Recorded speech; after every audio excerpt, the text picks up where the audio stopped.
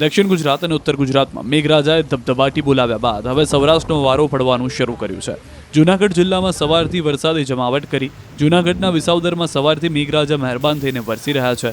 2 કલાકમાં 4 ઇંચથી વધુ વરસાદ ખાબકી જતા વિસાવદરના હાલ બેહાલ થઈ ગયા. વિસાવદરની બજારો પાણી થઈ ગઈ. વોકળા વહેવા લાગ્યા. વિસાવદર પાસેના મોણિયા, મોણપરી, માંડવડ સહિતના ગામોમાં પણ ધમાકેદાર વરસાદ વરસતા ખેડૂતો ખુશ થયા. જૂનાગઢના કેશોદમાં પણ કડાકા ભડાકા સાથે વરસાદ વરસતા કેશોદમાં જળબંબાકારની સ્થિતિ સર્જાઈ. માત્ર ગણતરીની મિનિટોમાં જ કેશોદના રોડ પર નદી વહેવા લાગી. કેશોદ માંગરોળ રોડ પર તો એટલું પાણી ભરાયું કે જાણે નદીનો ધસમસતો પ્રવાહ વહી રહ્યો હોય. પાણીના પ્રચંડ પ્રવાહથી લોકો ફસાઈ ગયા. બીજી તરફ 4 ચોક પરનો અંડરપાસ સ્વિમિંગ પુલ બની ગયો.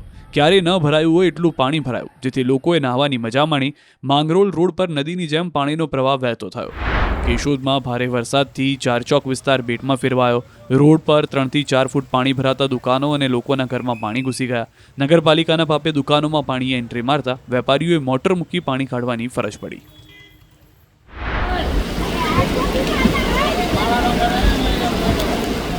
આ કોઈ નદીના દ્રશ્યો નથી, આ નથી કોઈ વોકળા, આ તો છે જૂનાગઢના કેશોદની એક બજાર. કેશોદ શહેરમાં શ્રીકાર વરસાદ પડતા જળબંબાકારની સ્થિતિ સર્જાઈ. શહેરના વિવિધ વિસ્તારમાં કંઈક આ પ્રકારે તોફાની સ્વરૂપે નદી વહેતી થઈ હતી, જેમાં એક વ્યક્તિ ફસાઈ ગયો હતો. પાણીની વચ્ચોવચ્ચ યુવાન ફસાતા જીવ અદ્ધર થઈ ગયા હતા. બીજી તરફ કેશોદની પૂજા પાર્ક, કૃષ્ણનગર, મેઘના સોસાયટી સહિતના વિસ્તારમાં તો સ્થળ ત્યાં જળની સ્થિતિ સર્જાઈ હતી. જ્યાં સુધી તમારી નજર પહોંચે ત્યાં સુધી પાણી જ પાણી નજરે પડી રહ્યું છે. પાણી એવું આવ્યું કે પશુ પણ ડરી ગયા. શહેરના નદી નાળા છલકાયા. લોકોના ઘરમાં પાણી ઘૂસી જતા ઘર વખરી પલળી ગઈ. ઘરના સોફામાંથી માંડી બધું જ પલળી ગયું. વરસાદી પાણી લોકોના રસોડા સુધી પહોંચી ગયા.